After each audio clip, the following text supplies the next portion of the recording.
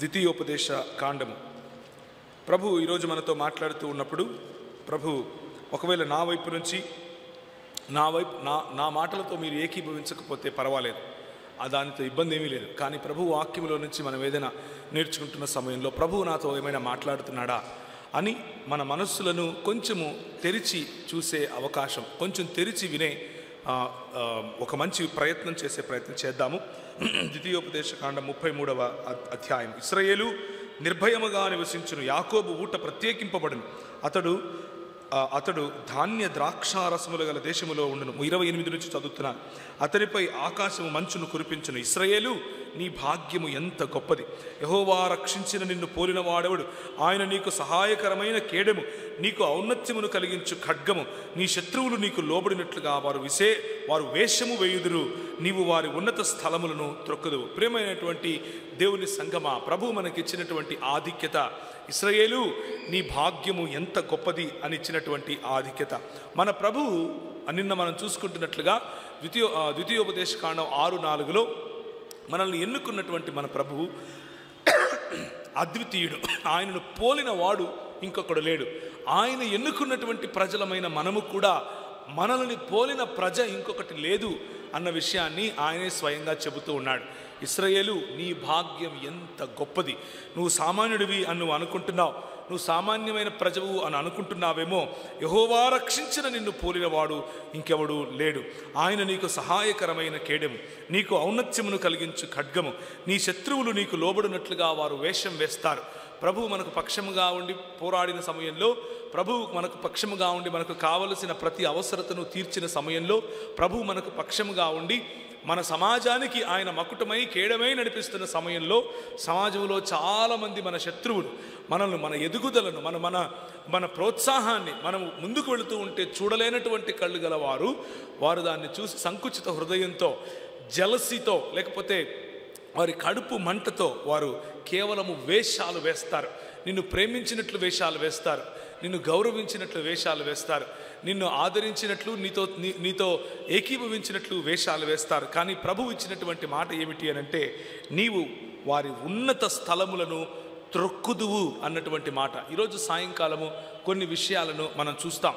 వారి ఉన్నత స్థలములను త్రొక్కే స్థితిలో ఉండాల్సిన మనం, వారి ఉన్నత స్థలములను నీరుగార్చే స్థితిలో ఉండాల్సిన మనం, దేవుడిచ్చినటువంటి బాధ్యతను విస్మరించి ఒకవేళ రివైవల్ అంటే ఉజ్జీవము లేని నిర్జీవ స్థితిలో సంఘముగా ఒకవేళ మనం కట్టబడి ఉంటే, ఈరోజు మనము కొన్ని నిమిషాలు మనల్ని మనం బెరీజు వేసుకోవలసిన సమయం కనుక నేను మీ ముందు కొన్ని విషయాలను పంచుకునే ప్రయత్నం చేస్తాను.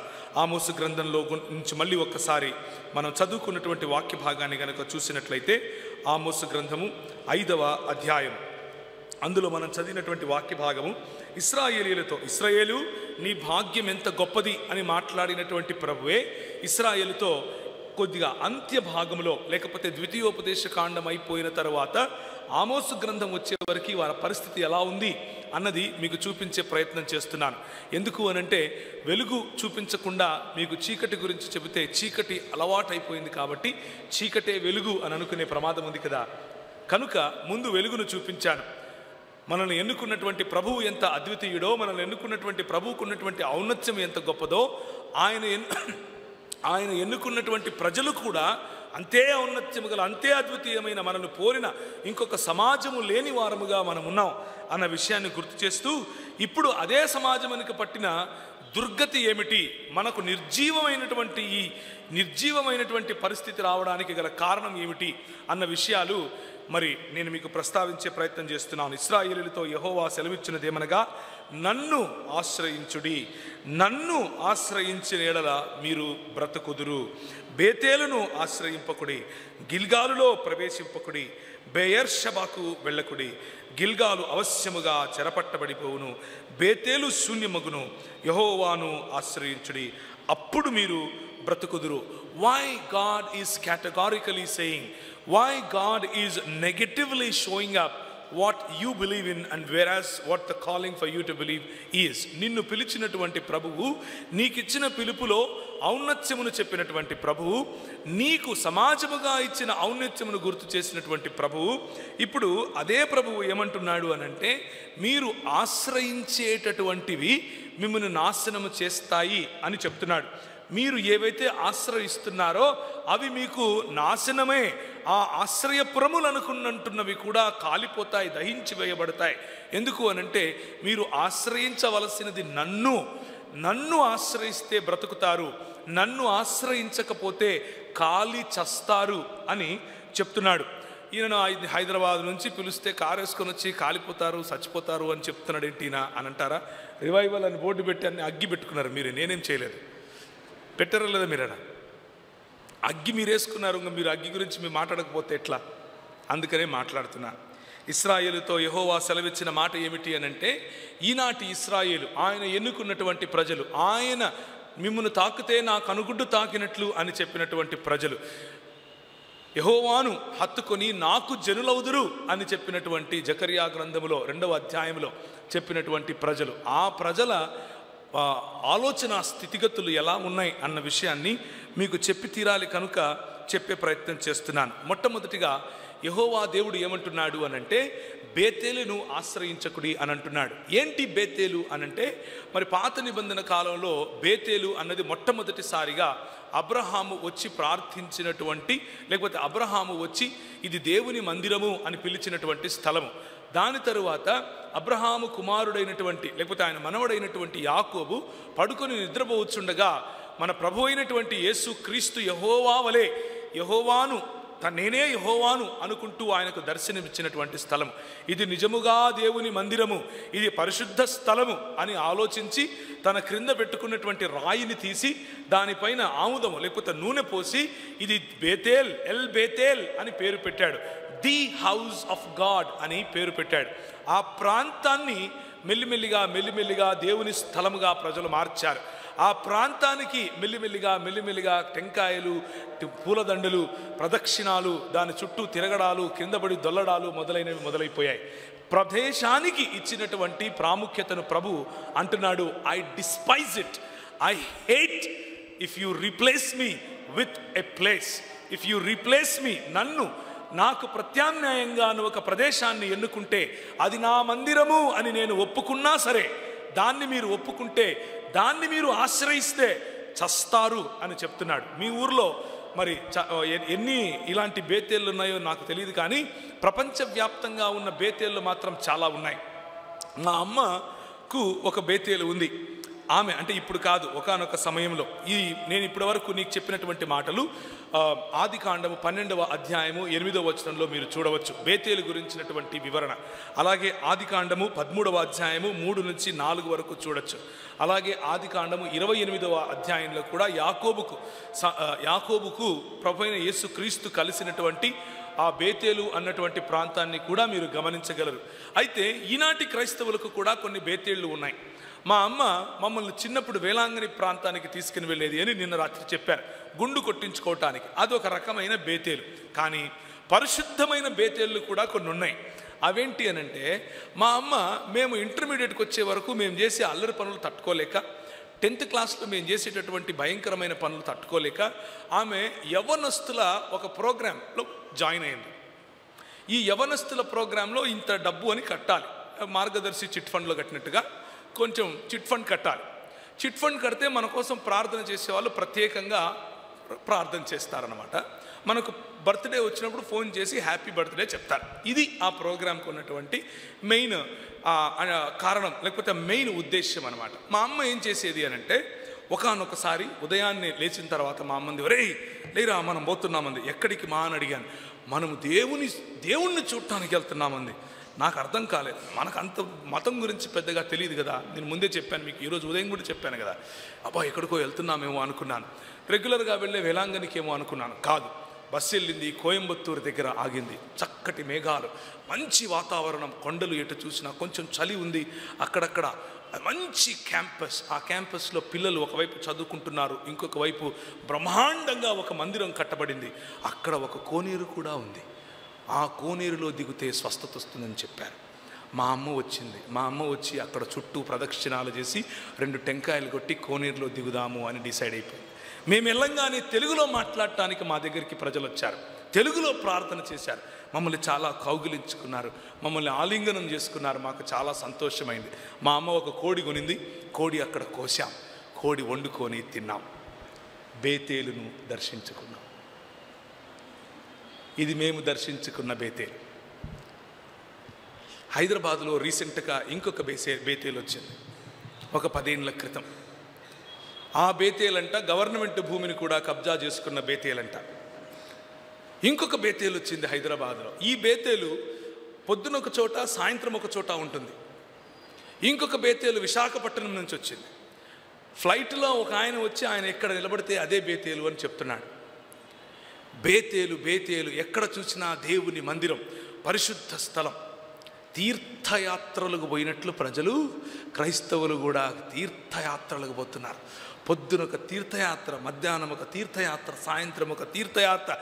ప్రార్థన మందిరముగా పిలువబడినటువంటి ఇలాంటి సంఘాలు, వేల కొలది సంఘాలు, చెమటను రక్తమును చెమటగా ఓర్చి కట్టినటువంటి సంఘాలు, పునాదులలో మీ పట్ల బాధ్యత కలిగినటువంటి సంఘాలు, మీ పట్ల, మీ కుటుంబాల పట్ల, మీ వంశాల పట్ల మిమ్మల్ని పెంచాలి, మిమ్మల్ని పోషించాలి అన్నటువంటి బాధ్యత కలిగి మీ కొరకు ప్రార్థించేటటువంటి సంఘాలు, సంఘ నాయకులు, వీరందరూ చేస్తున్నటువంటిది ఒకెత్తు. కానీ ఒక ఆయన ఇంకొక కొత్త బేతేలు తీసుకొని వచ్చాడు. ఆ బేతేలు ఏంటంటే మీరెక్కడికి కదలాల్సిన అవసరం లేదు. కర్నూలు పట్టణంలో దగ్గరికి వెళ్తే ఒక పెద్ద సినిమా ఉంటుంది. పొద్దున్నే మీరు సినిమాలోకి వెళ్ళంగానే బేతేలు కనిపిస్తుంది. ఆ సినిమాలో యాక్టరు, హీరోయిన్ అంతా ఒకరే. మీరు చేయాల్సిందల్లా ఏం లేదు, స్వామి నా పాపాలు ఒప్పుకుంటున్నానని ప్రదక్షిణాలు చేసి చెంపలేసుకుని ఇంటికి వెళ్ళిపోవడమే. బేతేలును ఆశ్రయించకుడి, చస్తారు. నేను చెప్పట్లేదు, స్వయంగా బేతేలు ప్రభు అయినటువంటి యెహోవా చెబుతున్నాడు. ఇశ్రాయేలీయులతో యెహోవా సెలవిచ్చున్నదేమనగా, నన్ను ఆశ్రయించండి, నా మందిరము అని చెప్పుకొని కట్టే ప్రదేశాలలో పరిశుద్ధత లేదు. ప్రదేశాలకు నేను కట్టుబడి ఉండేవాడిని కాను. మానవుడు నిర్మించినటువంటి ప్రదేశాలలో, మానవుడు నిర్మించినటువంటి మందిరాలలో, మానవుడు నిర్మించినటువంటి ఆలయాలలో నేను ఉంటాను అని మీరు అనుకుంటే మీరు ఇంకా ఇశ్రాయేలు నీ భాగ్యం ఎంత గొప్పది అనే స్థాయికి రాలేదు బహుశా అని ప్రభు మనకు గుర్తు చేస్తున్నాడు. మొట్టమొదటిది బేతేలును ఆశ్రయించకుడి. రెండవది గిల్గాలులో ప్రవేశించకుడి. గిల్గాలు అన్నది కూడా యెహోషువ పుస్తకంలో మీరు చూస్తారు. యెహోషువతో పాటు ఏం జరిగింది అని అంటే ఇప్పుడు వాక్యము తీసి చదివిస్తే సమయం అవుతుంది కదా, కాబట్టి రెఫరెన్స్ ఇస్తాను, మీరు ఇంటికి వెళ్ళిన తర్వాత చదువుకోండి, బైబిల్ తెరిచిన తర్వాత మీ ఇళ్ళలో. ఈ గిల్గాలు అన్నది ఏం జరిగింది అని అంటే, మరి యెహోషువ వస్తున్నాడు. 4వ అధ్యాయంలో 19 నుంచి తర్వాత 5వ అధ్యాయంలో 12 వరకు ఈ తంతు అంతా జరిగింది. యెహోషువ ఎదుట ఒక నది నడుస్తూ ఉంది, యోర్దాను నది. అది భయంకరమైనటువంటి నది, లేకపోతే లోతైనటువంటి నది. ప్రవాహము బాగా ఎత్తుగా ఉంది. ఈ యోర్దానును దాటాలి. యోర్దానును దాటకపోతే వీరు కనానులో ప్రవేశించలేరు. అటువంటి పరిస్థితిలో నాయకుడైనటువంటి, లేకపోతే అప్పుడప్పుడే నాయకత్వమును తీసుకున్నటువంటి యెహోషువ మోషేను పోలి నడవాలి అని ప్రభు ఇచ్చినటువంటి పిలుపును పూని ఆయన నిబంధన మందసాన్ని ఆయన చేతపుచ్చుకొని ఒక బూరల ధ్వనులను తీసుకుని ముందు నడుచుకుంటూ వెళ్ళి, మరి మీ మోకాలు నీటి వరకు, మోకాలి అంచుల వరకు రాక మునుపే మీ గాయకులు, అలాగే యాజకులు, అలాగే లేవీయులు మొదలైన వారు ముందు నడుస్తూ ఉంటే పారేటటువంటి ఈ నది ఆగిపోతుంది అని చెప్పాడు. అయితే కానీ నది పారిపోతుంది సరే, నది ఆగిపోతుంది సరే, ఆ తర్వాత మనం దాటిన తర్వాత ఏం చేయాలి అన్నటువంటి ఆలోచనలో వీళ్ళు పడ్డారు. అయితే యెహోషువ ఒక మాట చెప్పాడు. ఆ మాట చదువుదామా? యెహోషువ గ్రంథము 4వ అధ్యాయం. యెహోషువ గ్రంథము 4వ అధ్యాయం. వారితో ఇట్లను, యోర్దాను నడుమనున్న మీ దేవుడైన యెహోవా మందసమును మొదట దాటిపోయి ఇశ్రాయేలీయుల గోత్రముల లెక్క చొప్పున ప్రతివాడును ఒక్కొక్క రాతిని తన భుజము మీద పెట్టుకొని తేవలెను. ఇక మీదట మీ కుమారులు ఈ రాళ్ళు ఎందుకని అడిగినప్పుడు మీరు యెహోవా మందసము ఎదుట యోర్దాను నీళ్లు ఏకరాశిగా ఆపబడెను, అది యోర్దానును దాటుచుండగా యోర్దాను నీళ్లు ఆపబడెను గనుక ఈ రాళ్ళు చిరకాలము వరకు ఇశ్రాయేలీయులకు జ్ఞాపకార్థముగా ఉండునని వారితో చెప్పవలెను, అది మీకు ఆనవాలై ఉండును. ఆనవాలు అన్నదాన్ని అండర్లైన్ చేసుకోండి. చిహ్నము అని అర్థం దానికి. ప్రభువు చేసిన గొప్ప కార్యములకు చిహ్నము. ఆనవాలుగా ఉండేట్లుగా ప్రతి గోత్రము ఒక రాయిని భుజము మీద పెట్టుకొని రావాలి అని చెప్పాడు. భుజం మీద మోదరు రావడం అంటే పెద్దగా ఉంటుంది అని అర్థం. అంటే కనీసం ఇంత ఎత్తు ఇంతలా ఉంటేనే భుజం మీద పెట్టుకుంటారు కదా, లేకపోతే జేబులో పెట్టుకొని వస్తారు. సో భుజం మీద పెట్టుకొని వచ్చేంత రాయి మీరు తీసుకొని రావాలి అని చెప్పినప్పుడు వీళ్ళందరూ ఏం చేశారు అని అంటే ఒక్కొక్క గోత్రానికి చెందిన ఒక్కొక్కరు తూచా తప్పకుండా, ఇలాంటి ఆనవాళ్ళు మనం మర్చిపోం కదా, చాలా బాగా చేస్తాం. అంటే మనం ఏదైనా చెయ్యాలి అని మతం చెబితే అబ్బా మనల్ని మించినోడే ఉండడు, చాలా బాగా చేస్తాం తూచా తప్పకుండా. ఇప్పుడు మన పంతులు చెప్తూ ఉంటారు కదా, 21 రోజు ఇది చేసి ఆ తర్వాత ఇలాంటి ప్రదక్షిణం చేస్తే ఇలా జరుగుతుంది అంటే, నేను బయట పంతుల గురించి అనట్లేదు, మన పంతుల గురించి మాట్లాడుతున్నాను కదా. సో వీళ్ళు కూడా ఏమనుకున్నారు, అబ్బా మనకేదో ఉంది ఇక్కడ అని అనుకుని రాళ్ళు ఎత్తుకొని తీసుకుని వచ్చారు. పర్పస్ ఏంటి ఈ చిహ్నానికి, ఈ ఆనవాళ్ళకు పర్పస్ ఏమిటి? మీ కుమారులు అడుగుతారు, మీ పిల్లలు అడుగుతారు, మీ పిల్లలకు కూర్చున్నప్పుడు, లేచినప్పుడు, నడిచినప్పుడు యెహోవా గురించినటువంటి ఆయన ఇచ్చినటువంటి ఆజ్ఞలను చెప్పండి అన్నటువంటి నియమాన్ని గుర్తు చేయటం కోసం. నిన్న మీకు చెప్పాను నియమం ఏమిటి? Knowledge transferring of the knowledge is the purpose of every blessing, every promise and every commandment that God gave. దేవుడిచ్చిన ప్రతి ఆజ్ఞ, దేవుడిచ్చిన ప్రతి ఆశీర్వాదం, దేవుడిచ్చిన ప్రతి చేయమని చెప్పిన ప్రతి మాట కూడా ప్రజలకు పంపాలి, ప్రజలలో నేర్పించాలి. కూర్చున్నప్పుడు ముఖ్యంగా మన పిల్లలకు నేర్పించాలి. అదే నియమాన్ని ఇక్కడ కూడా వినియోగించి ఈయన అంటున్నాడు, మీరు తీసుకొని రండి, తీసుకొని వచ్చి మీ 12 రాళ్ళు తీసుకొని వచ్చి చుట్టూ ఇలా పెడతాం, ఒక వేది లేకపోతే ఒక బలిపీఠములాగా తయారు చేస్తాం అని చెప్పారు. సరే అని చెప్పి అందరూ వెళ్ళారు. అందరూ వెళ్ళి తీసుకొని వచ్చారు. తీసుకొని వచ్చి దాని చుట్టూ పెట్టారు. చుట్టూ పెట్టి ఆ తరువాత మెల్లిమెల్లిగా ఏమైందో తెలుసా? దాని చుట్టూ దండలు, ప్రదక్షిణాలు మొదలైనవి అన్నీ మొదలైపోయాయి. దీన్నే ఏమంటారు అనంటే, ఇచ్చిన సంకేతాన్ని ఇచ్చిన దేవునికి ప్రతిగా వాడటం. మనకొక అనుభవం దేవుడిచ్చాడు. ఏంటా అనుభవం? రాళ్ళు, నీళ్లు జలరాశిలాగా అలా నిలిచిపోయాయి, మేము నడుస్తూ వచ్చాం.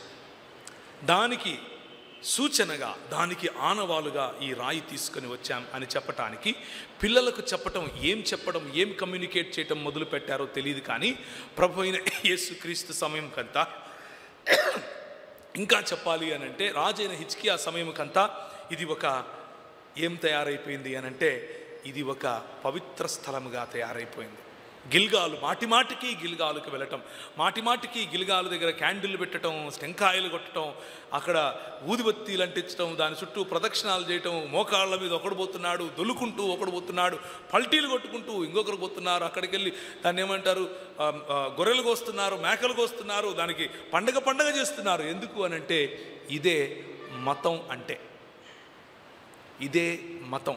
ప్రభువు ఇచ్చినటువంటి అనుభవానికి, ప్రభువు ఇచ్చినటువంటి సంకేతానికి ప్రభువు యొక్క స్థానాన్ని ఇవ్వటం.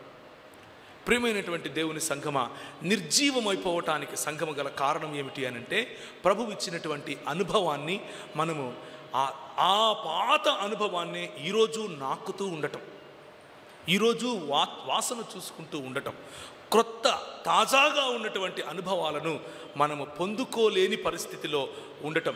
అనుభవం మనల్ని ప్రభు వద్దకు నడిపించాలి, కానీ అనుభవం వరకే ఆపకూడదు. ఇంకొక మాట కూడా ఇక్కడ నేను మీకు పరిచయం చేసే ప్రయత్నం చేస్తాను. ఈ మాట ఇది జరిగిన తర్వాత, నిబంధన మందసము తీసుకుని వెళ్ళిన కారణంగా యోర్దాను నది దానికి నిలబడిపోయింది. ఎరికో కోట గోడలు ఇలా పేకమేడల్లాగా విరిగిపోయాయి. మాకు అక్కడున్నటువంటి వారిపైన విజయం వచ్చింది అని అనుకుంటూ ఉన్న సమయంలో, సమూయేలు గ్రంథంలో ఇశ్రాయేలుకు ఉన్నటువంటి పంచాయతీ, అంటే ఈ పెద్దలు ఒక పంచాయతీ వేసుకున్నారు. ఎందుకు అనంటే, ఫిలిస్తీయులు వచ్చి వీరిని ముట్టడి చేసినప్పుడు వీరు ఓడిపోయారు. అబ్బా ఏంది ఇలా అయిపోయింది? సమూయేలు అప్పటికే అక్కడ ప్రవక్తగా ఉన్నాడు, లేకపోతే వారికి దేవునికి మధ్య న్యాయాధిపతిగా ఉన్నాడు. ఉన్న సమయంలో ప్రవక్తను అడుగుదాం, నాయకుడిని అడుగుదాం, ఆయన దగ్గర సలహా తీసుకుందాం అన్నటువంటి ఆలోచన రాలేదు. వీరు అనుకున్నారు, వీరు పంచాయతీ పెట్టుకుని కూర్చొని ఒక మాట అనుకున్నారు. ఆ రోజుల్లో ఏలీ, సమూయేలు చిన్నవాడు, ఏలీ పెద్దవాడు. ఏలీ కుమారులు ఇద్దరు ఉన్నారు. ఏలీ కుమారులు ఇద్దరు మరి ఈ నిబంధన మందసం వద్దకు రావాలి. ఈ నిబంధన మందసాన్ని కాపాడటానికి ఏలీకి మరియు ఆయన కుమారులకు ఇచ్చినటువంటి బాధ్యత. కానీ యెహోషువ గ్రంథంలో జరిగినటువంటిదే మాకు జరుగుతుంది. మేము అదే మా తాతలు చేసినటువంటి మా తాతలు ఏ విధంగా అయితే నిబంధన మందసము కారణంగా మాకు జయమనిచ్చారో మేము అలాగే తీసుకుంటాం అని చెప్పి ఈ యుద్ధ భూమిలోనికి నిబంధన మందసాన్ని ఎత్తుకొని వెళ్ళండి అని చెప్పారు. ఏలీ పాపం చూస్తూ ఉండిపోయాడు. ఎందుకు అని అంటే ఒక చోట ఏలీ గురించి ఉంది. ఏలీ స్థూలకాయుడై ఉండెను అన్నటువంటి మాట మనకు కనిపిస్తుంది. ఆ స్థూలకాయం అంటే నడవలేని పరిస్థితి, మాట్లాడలేని పరిస్థితి, నాయకుడై ఉండి నాయకుని పని చేయలేని పరిస్థితి.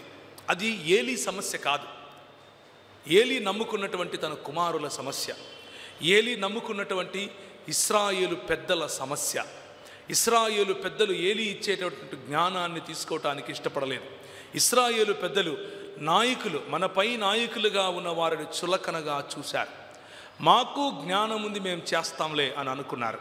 నిబంధన మందసాన్ని తీసుకుని అక్కడి నుంచి బయలుదేరితే అనుకున్నారు మాకు జయం వస్తుందిలే అని అనుకున్నారు. మొదటి సమూయేలు గ్రంథము 4వ అధ్యాయం.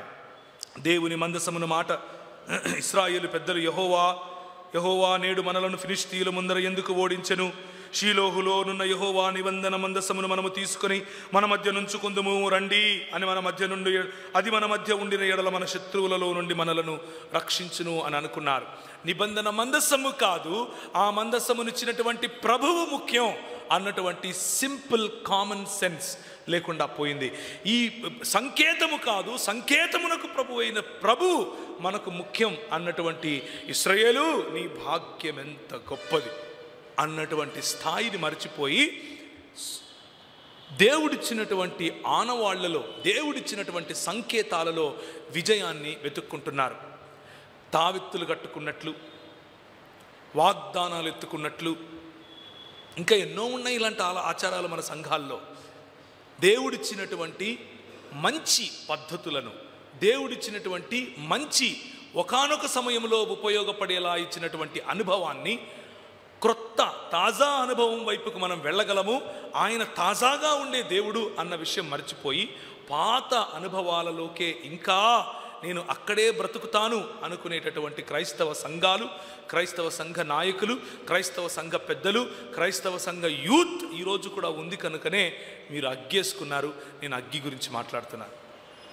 దేవుని వాక్యంలో అయ్యో మహాసురుడగు ఆ దేవుని చేతిలో నుండి మనల్ని ఎవడు విడిపించగలరు అని ఫిలిష్తీయులు అనుకుంటున్నారు.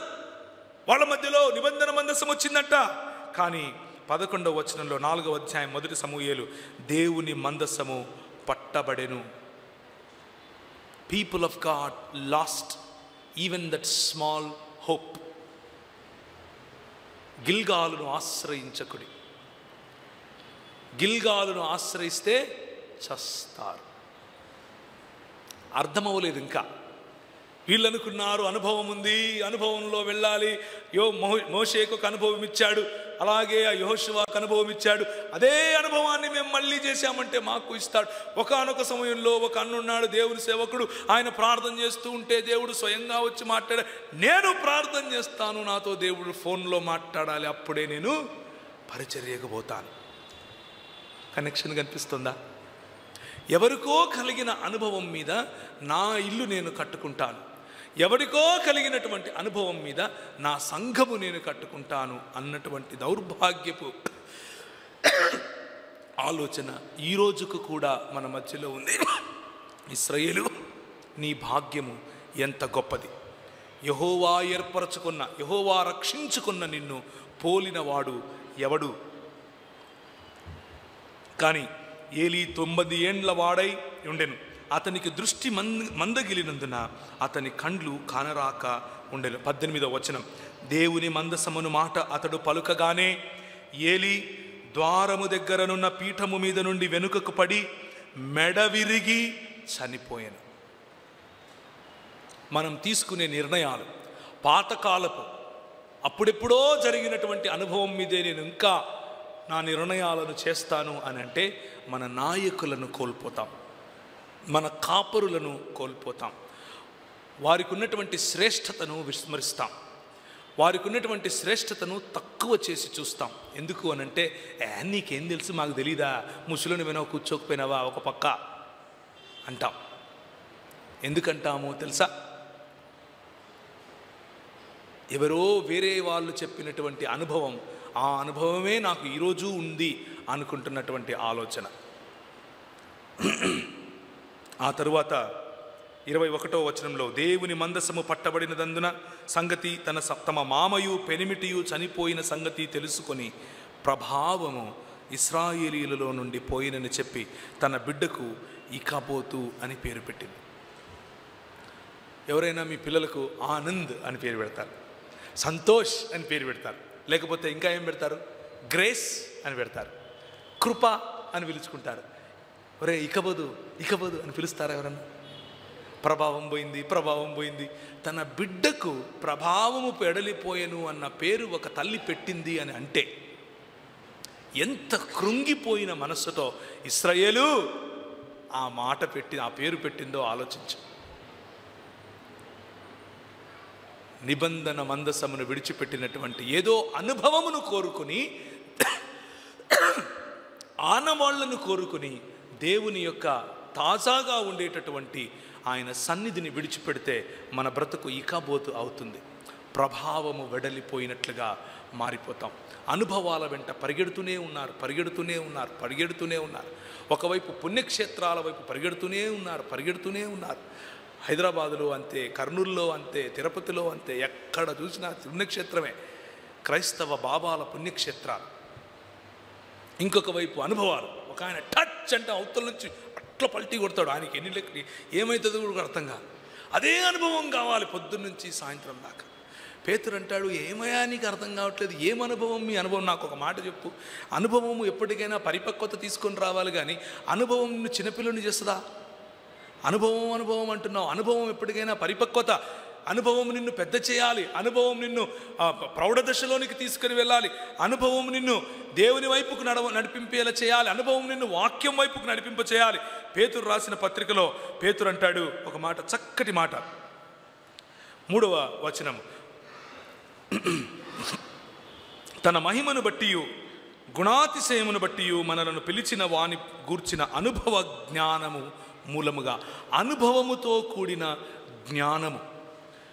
ఈ అనుభవముతో కూడిన జ్ఞానం ఏం చేస్తుంది అని అంటే, ఏమాత్రము జ్ఞాన సమోపార్జన చేయనటువంటి అనుభవము మనల్ని పరిపక్వత వైపుకు తీసుకొని వెళ్లకుండా చిన్నపిల్లలుగా, ఆత్మీయ మరుగుజ్జులుగా తయారు చేస్తుంది. కేవలము జ్ఞానమును మాత్రమే సంపాదించుకొని అనుభవమును కోల్పోతే మన తలకాయలు ఇంతలా ఉంటాయి, ఒళ్ళు మాత్రం ఇలా ఉంటుంది. రెండిట్లో ఏది చేసినా సమస్యే. అందుకనే అనుభవముతో కూడిన జ్ఞానము కావాలి అని పేతురు చాలా స్పష్టంగా చెప్తున్నాడు. ఎందుకు ఆ మాట చెప్తున్నాడు అనంటే, కాబట్టి 12వ వచనం, కాబట్టి మీరు ఈ సంగతులను తెలుసుకుని మీరు అంగీకరించిన సత్యమందు స్థిరపరచి ఉన్న వీటిని గురించి ఎల్లప్పుడూ మీకు జ్ఞాపకము చేయుటకు సిద్ధముగా ఉన్నాను. నేను మృతి పొందిన తర్వాత కూడా మీరు నిత్యము వీటిని జ్ఞాపకము చేసుకున్నట్లు జాగ్రత్త చేస్తున్నాను. ఎందుకు జాగ్రత్త చేస్తున్నాను నేను అనుభవ జ్ఞానం గురించి అంటే, పేతురు అంటున్నాడు 16వ వచనం, ఏలయనగా చమత్కారముగా కల్పించిన కథలను అనుసరించి మన ప్రభు అయిన యేసుక్రీస్తు యొక్క శక్తిని, ఆయన రాకడను మేము మీకు తెలుపలేదు, కానీ ఆయన మహత్యమును మేము కనులారా చూచిన వారమై తెలిపితే. ఎప్పుడు చూశాడు ఈయన కనులారా? పేతురు, యాకోబు, యోహాను మరియు ఆంద్రేయను తీసుకుని ప్రభు అయిన యేసుక్రీస్తు ఒకానొక సమయంలో ఒక గుట్ట మీదికి లేదా ఒక కొండ మీదికి వెళ్ళాడు. దాన్ని రూపాంతర కొండ అని అంటాం, అవునా కాదా? ఆ కొండను గురించి, ఈయన నా ప్రియ కుమారుడు, ఈయన యందు నేను ఆనందించుచున్నాను అను శబ్దమును మహాదివ్య పర్వతము నుండి ఆయన యుద్ధకు వచ్చినప్పుడు, మహాదివ్య మహిమ నుండి ఆయన యుద్ధకు వచ్చినప్పుడు తండ్రి అయిన దేవుని వలన ఘనతయు మహిమయు ఆయన పొందగా మేము చూశాం. ఆయన రూపాంతరము చెందాడు. అందులో ఒక మాట ఉంటుంది, లోకమందు ఏ చాకలియు అంత చలవగా చేయలేడు అన్నటువంటి మాట మార్కు సువార్తలో ఉంటుంది. ప్రభు అయిన యేసు అంత తేజోమయుడైపోయాడు. ఆయన దగ్గరికి ఏలియా మరియు మోషే వచ్చారు. వాళ్ళతో మాట్లాడుతున్నాడు. వాళ్ళతో చూసి మాట్లాడుతూ ఉంటే ఈయన చూశాడు, అయ్యా ఇది బాగుంది, అబ్బా ఈ అనుభవం ఎంత బాగుంది, అంతా మహిమే తెల్లగుంది. నేను ఆయన స్వరం కూడా విన్నాను, కళ్ళారా చూశాను. ఈడ పర్ణశాలలు కట్టించేస్తానన్నాను, ఇక్కడే ఉండిపోదామన్నాను. ఈ అద్భుతమైనటువంటి అనుభవం భలే ఉంది అన్నాడు. కానీ అదే పేతురు ఏమంటున్నాడో తెలుసా? మేము ఆ పరిశుద్ధ పర్వతము మీద ఆయనతో కూడా ఉండిన వారమై ఆ శబ్దము ఆకాశము నుండి రాగా వింటిమి. మరియు 19వ వచనం, ఇంతకంటే స్థిరమైన ప్రవచన వాక్యము మనకున్నది. తెల్లవారి వేకువ చుక్క మీ హృదయములో ఉదయించు వరకు ఆ వాక్యము చీకటి గల చోటును వెలుగిచ్చు దీపమైనట్లుగా ఉన్నది. నీ చేతలో ఉన్నటువంటి ఈ 66 పుస్తకాలు ఉన్నటువంటి బైబిల్ గ్రంథము ఈ ప్రవచన వాక్యమును మించినటువంటి, ఈ ప్రవచన వాక్యము తోలివేయలేని చీకటి ఏది లేదు అని తెలుసుకున్నప్పటికీ, ఈ ప్రవచన వాక్యములో దేవుణ్ణి అనుభవించటం, ఆ మధురానుభూతి, ఆయనను సేవించుకోవటంలో ఉన్న అనుభూతిని మర్చిపోయి మనం ఏం కోరుకుంటున్నాం ఇప్పుడు? నువ్వు టచ్ చేస్తే ఇలా అయిపోయింది, నువ్వు ఉంటే చాలు, నువ్వు కౌగిలించుకుంటే చాలు. మన పాటలు కూడా అలాగే ఉన్నాయి ఈరోజు కదా. మన పాటలన్నీ నువ్వు టచ్ చేస్తే చాలయ్యా, నువ్వు ఉంటే చాలయ్యా, నువ్వు తీసుకపోతే చాలు, నేను పల్టీలు కొడతాను, నా ఒళ్ళు గగురుపాటు వస్తుంది, నా వెంట్రుకలు నిక్కపొడుచుకుంటున్నాయి, ఇలాంటి పాటలే ఉంటున్నాయి ఈరోజు. అంటే ఆ పాటలో తప్పు ఉందని నేను అనట్లేదు.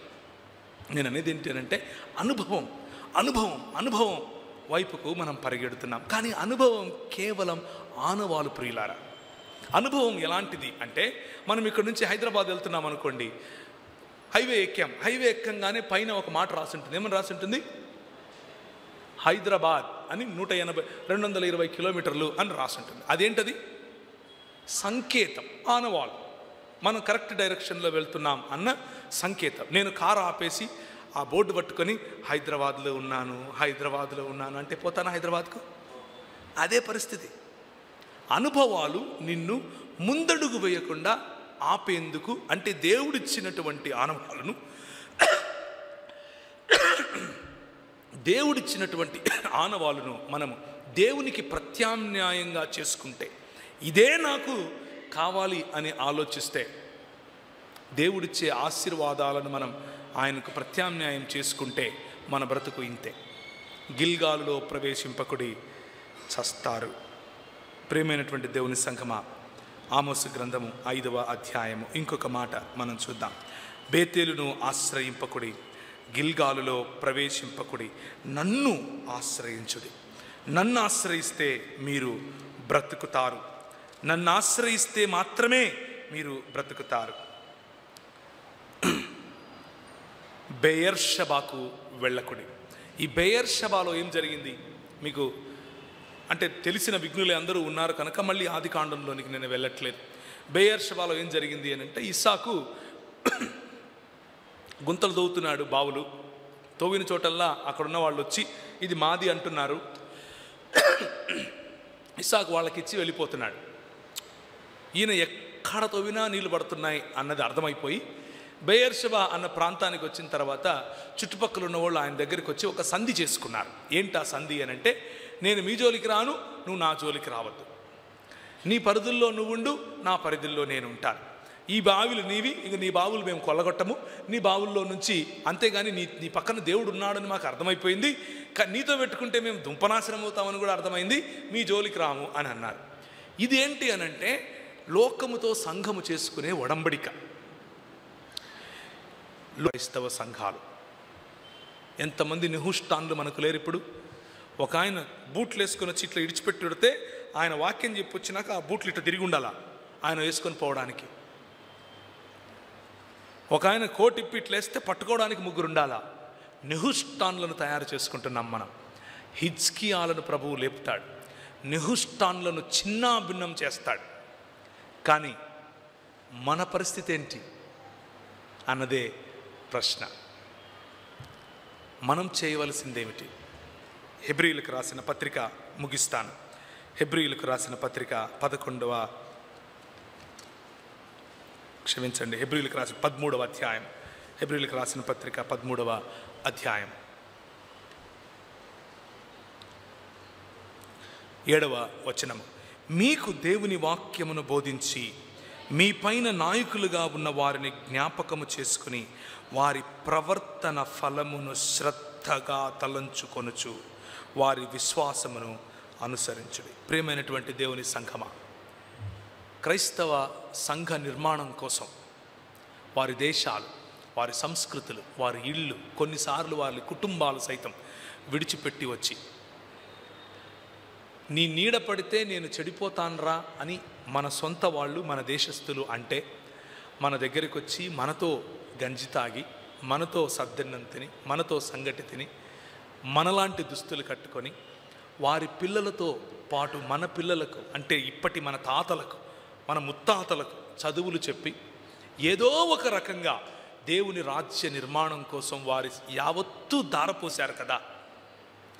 మనకు ముందు నడిచి మనకు వాక్యోపదేశం చేసిన వారు, మన నాయకులు, వారు నిర్మించినటువంటి సంఘాలు, వారు నిర్మించినటువంటి క్రైస్తవ సంఘాలు, అది బ్యాప్టిస్ట్ మూవ్మెంట్ కావచ్చు, అది లండన్ మిషన్ మూవ్మెంట్ కావచ్చు, అది ఎస్పీసీకే కావచ్చు, అది ఎస్పీజీ కావచ్చు, అది మెథడిస్ట్ కావచ్చు, ఏదైనా కావచ్చు, ఇండిపెండెంట్ సంఘాలలో, ఇటువంటి సంఘాలలో, బ్యాప్టిస్ట్ మూలాలు ఉన్నటువంటి సంఘాలలో, ఆ డిఎన్ఏ ఉన్నటువంటి సంఘాలలో, ఇంత చారిత్రాత్మకమైనటువంటి సంఘాలలో నేర్పుతూ ఉన్న వాక్యములో ఉన్న మాధుర్యాన్ని విడిచిపెట్టి, మన పెద్దలు, మన ముందు నడిచినటువంటి మన నాయకులు మన కోసం ప్రార్థించి మనల్ని నిర్మించాలని వారి జీవితాలను ధారపోసినటువంటి ఆ నాయకులను విస్మరించి, ఆ నాయకత్వాన్ని హేళన చేసి, మనము పారా చర్చెస్గా, ఈ చర్చ్గా, ఆ చర్చ్గా సొంత గుంపులు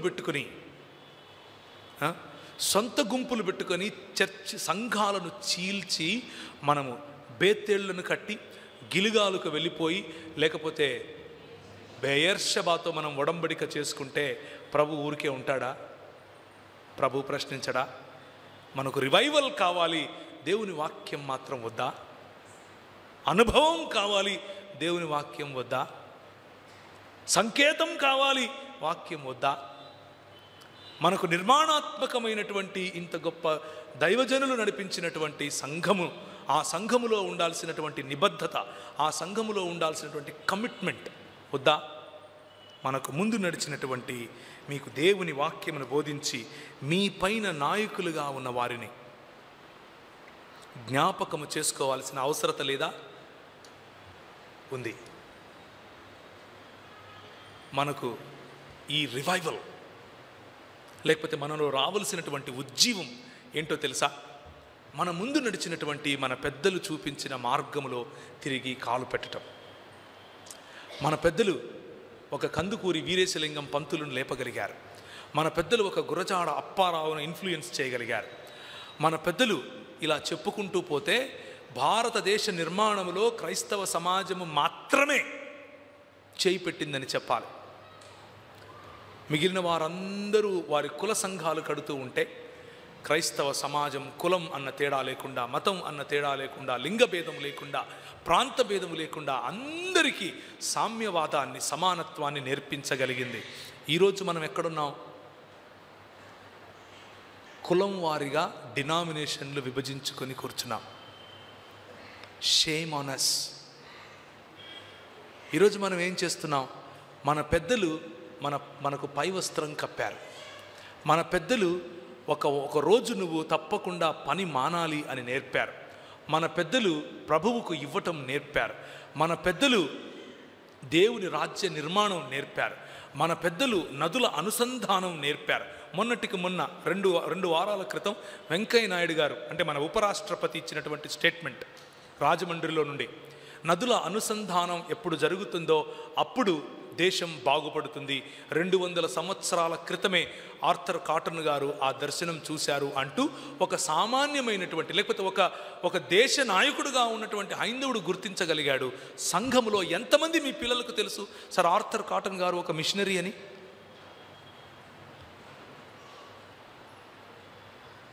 షేమ్ ఆన్ us. ఆ ఆర్థర్ కాటన్ గారు చేసినటువంటి పని దేశ నిర్మాణం. మన పెద్దలు చేసినటువంటి పని దేశ నిర్మాణం.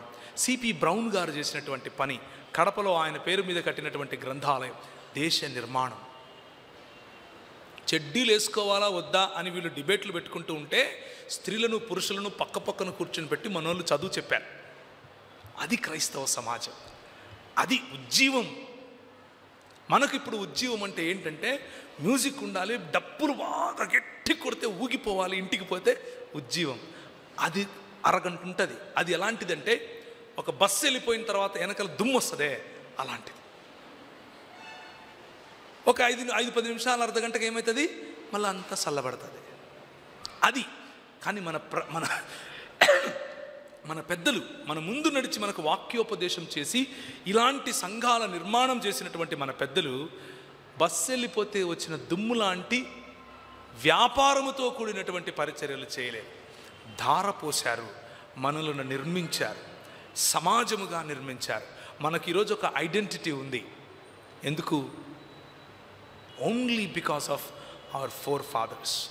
మనకు ముందు నడిచినటువంటి మన పెద్దలు నేర్పిన వాక్యం, మన పెద్దలు చూపిన సేవా భావముతో కూడిన పరిచర్య. దైవజనుడా మర్చిపోకు.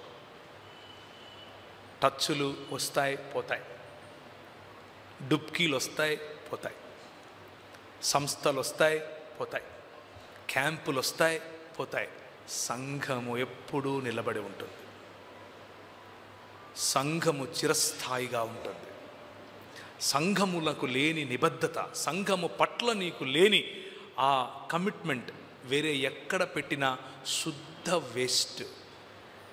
బూడిదలో పోసిన పన్నీరు, అడవి కాచిన వెన్నెల, ఎందుకు పనికిరాదు. మహా అయితే దుమ్ము లేస్తాడు. సంఘములో నీ సమయం ఇచ్చి చూడు. సంఘమును నడిపించటానికి నీ సమయం ఇచ్చి చూడు. సంఘమునకు డైరెక్షన్ ఇవ్వటానికి నీ సమయం ఇచ్చి చూడు. సంఘములో ఉన్న యువతులను నిర్మించటానికి నీ సమయం ఇచ్చి చూడు. సంఘములో 200 సంవత్సరాల క్రితం ఇలాంటి పుల్పిట్స్ మీద నిలబడి ఎంతోమంది మాతృమూర్తులు నిలబడి మాట్లాడారు. ఎంతోమంది స్త్రీలు వాక్యం చెప్తే ప్రజలు వణికారు. ఈరోజు మనం డిబేట్ చేసుకుంటున్నాం. పూలు పెట్టుకోవాలా వద్దా, చెప్పులు వేసుకోవాలా వద్దా, చీర కట్టుకోవాలా వద్దా, ఆమె వాక్యం చెప్తే నేనెట్లా కూర్చుంటాను, ఆమె వాక్యం చెప్తే నేనెట్టింటాను, ఇది మనలో మాత్రమే కాదు, జాడ్యం స్త్రీలలో కూడా ఉంది. స్త్రీలకు ప్రధాన శత్రువులు స్త్రీలుగానే ఉంటారు చాలాసార్లు. ఎక్కడి నుంచి వచ్చాయి ఇవన్నీ కూడా మనకు? ఎక్కడి నుంచి మనం తీసుకొచ్చుకుంటున్నాం? మన లాంటి సంఘాలలో, ఇలాంటి ఇవాంజలికల్ సంఘాలలో మొన్న ఒక ప్రశ్న, ఇలాంటి నాకు ప్రశ్నలు అడుగుతూ ఉంటారు కదా. ఒక అక్క నాకు ఒక ప్రశ్న రాసి పంపించారు. ఏమనంటే, నాకు చాలా రోజుల నుంచి ప్రశ్న ఉంది, నాకు ఇది నేను అడిగి తీరాలి, కొంచెము ఇబ్బంది పడుతున్నాను కానీ అడుగుతాను అంటూ, స్త్రీ ఆమెకు నెలవారీగా వచ్చేటటువంటి నెలధర్మం ఉన్న సమయంలో ఆమె బల్ల తీసుకోవచ్చా అని అడిగింది. What kind of question is this?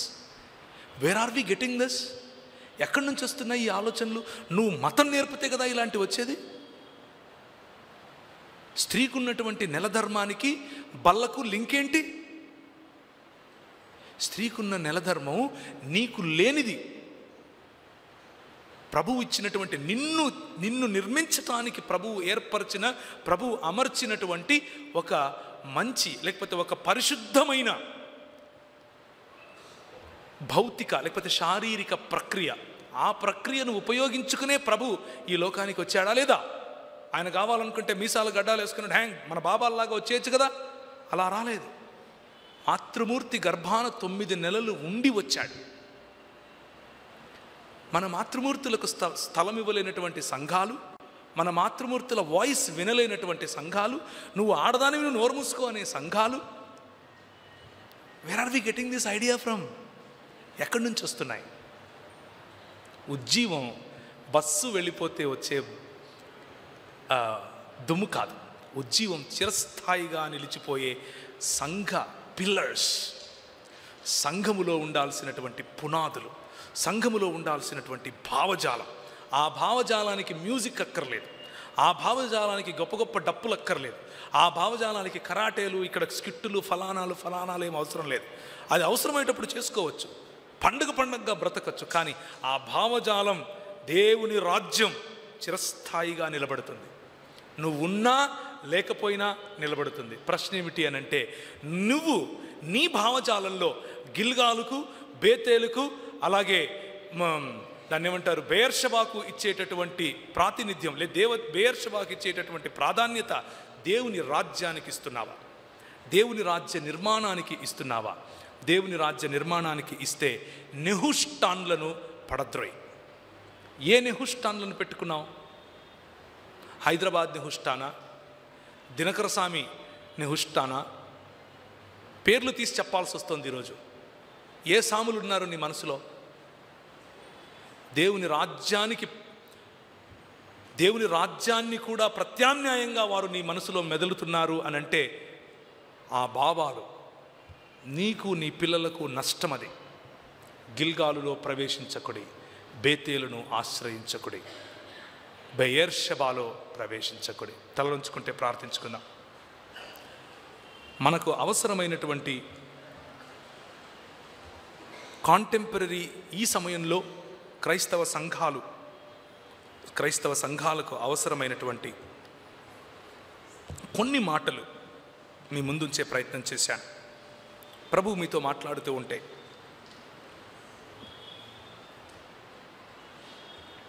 నాయకులుగా ఉన్నవారు, నాయకత్వమును కోరేవారు, స్థానిక సంఘం మీ పట్ల చేస్తున్నటువంటి పోరాటం, స్థానిక సంఘం మీకోసం చేస్తున్నటువంటి ప్రార్థన, స్థానిక సంఘం మీ కొరకు తీసుకుంటున్నటువంటి స్టాండ్, స్థానిక సంఘంలో నీ బాధ్యత, స్థానిక సంఘం దేవుని బృహత్ ప్రణాళిక అయినటువంటి దేవుని రాజ్యములో చేయవలసినటువంటి పనులు, ఇవన్నీ ఒక్కసారి బేరీజు వేసుకోండి.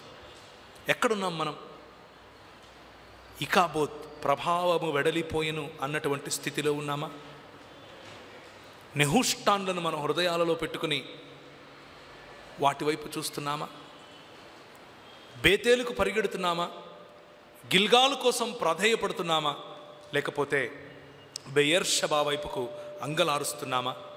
అయ్యా మహాప్రభో నన్నొచ్చి రక్షించు అని లోక నాయకుల వైపు చూస్తున్నామా? ప్రేమైనటువంటి దేవుని బిడ్డ, ప్రేమైనటువంటి సహోదరుడా, సహోదరి, ఈరోజు రాత్రి ఒక నిర్ణయం గనక నువ్వు చేసుకోగలిగితే, స్థానిక సంఘ నాయకులు వారు నేర్పించిన వాక్యము, వారు వేసిన పునాది పైన నీ విశ్వాసమును కట్టుకోగలిగితే, మనకు ముందు నడిచినటువంటి మన పెద్దలు చూపించిన మార్గములో నడవగలిగితే యెహోవాను ఆశ్రయించిన వారమవుతాం. యెహోవాను ఆశ్రయించుడి, మీరు బ్రతికెదరు.